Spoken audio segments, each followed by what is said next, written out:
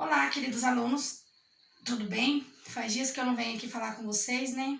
Essa semana, uma semana que a gente vem tratar de um tema espinhoso, mas um tema bastante importante de ser trabalhado.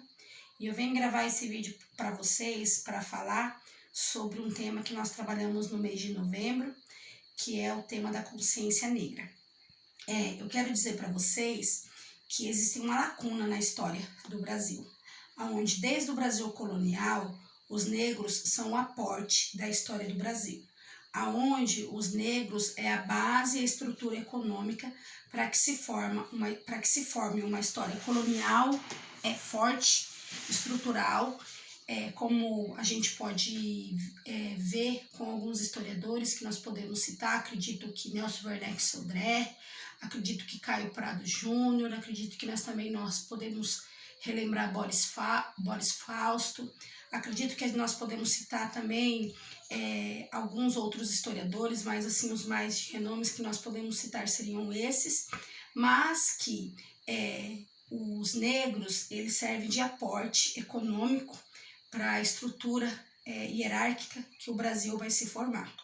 Esses negros, eles vêm numa mão de obra condensada, forte, que servem de trabalho para o brasileiro, para uma sociedade latifundiária, escravocrata, hierárquica e estratificada, certo? Também eu quero lembrar para vocês que no Brasil imperial, esses negros permanecem como uma mão de obra forte para os fazendeiros e latifundiários. Contudo, com a entrada dos cafezais, vai vir a mão de obra assalariada, que seriam os imigrantes. Eu sempre falo para os meus alunos em sala de aula, quero dizer que estou com muita saudade de vocês, nosso ano letivo está se encerrando, nós não nos vimos esse ano, matei um pouco da minha saudade de vocês por aqui. Foi um ano atípico para nós de pandemia, mas como eu estava dizendo, eu sempre falo para os meus alunos em sala de aula, por que o imigrante pode ser assalariado e o negro não? Porque o negro é resistente? Não, o negro ele é persistente, ele persiste em existir. E acontece o quê? O negro ele não é valorizado e o imigrante é valorizado, tanto no sul quanto no Brasil central e também em outras partes do Brasil litorâneo, como por exemplo no Vale do Paraíba, no Oeste Paulista, nas Terras Roxas. Quem é colocado para trabalhar como assalariado vai ser o imigrante, correto?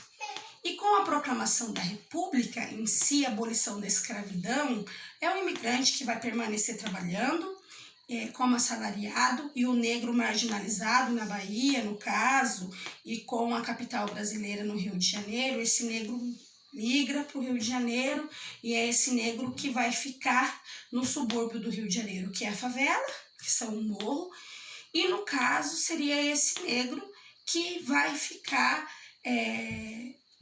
de uma forma subordinada, de uma forma marginalizada, e seria esse negro que vai ficar de uma forma sem condições, muitas vezes, para subsistir.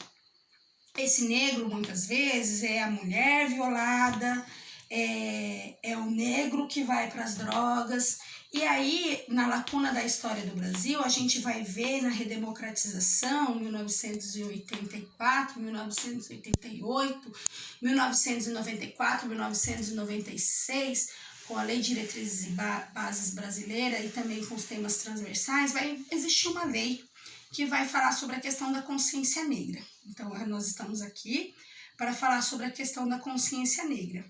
A consciência negra, na realidade, não seria a consciência negra, é a consciência branca de que o negro foi desvalorizado. E é isso que eu passo aqui para ressaltar para vocês, que esse tema é bem mais aprofundado, que esse tema é bem mais complexo, que esse tema é bem mais abrangente e que nós temos sim que valorizar aquele que faz parte da história do Brasil, política e cultural, e que faz parte como um trabalho, com uma mão de obra que faz parte da acumulação primitiva do capital brasileiro.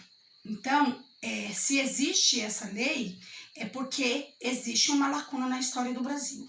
Então eu passo aqui hoje para ressaltar para vocês que esse tema ele é muito importante de ser trabalhado, que eu quero que vocês reflitam sobre esse tema, que esse tema é um tema bastante espinhoso de ser trabalhado, mas que nós não podemos esquecer que a consciência não é do negro, que quem tem que ser conscientizado é o branco, mas que infelizmente ele é um tema um pouco espinhoso.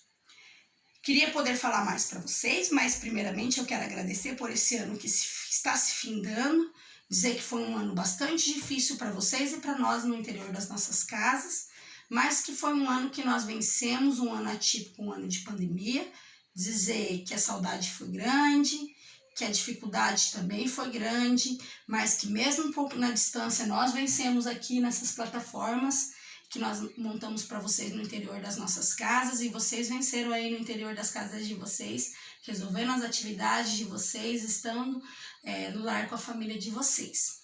E que nossa consciência seja uma consciência que nós não somos diferentes, que nós somos todos iguais com culturas diferentes e que nós temos que valorizar e respeitar essas culturas diferentes onde nós todos somos iguais. Eu deixo um beijo para vocês, um forte abraço para esse quase fim de 2020. Beijo para vocês.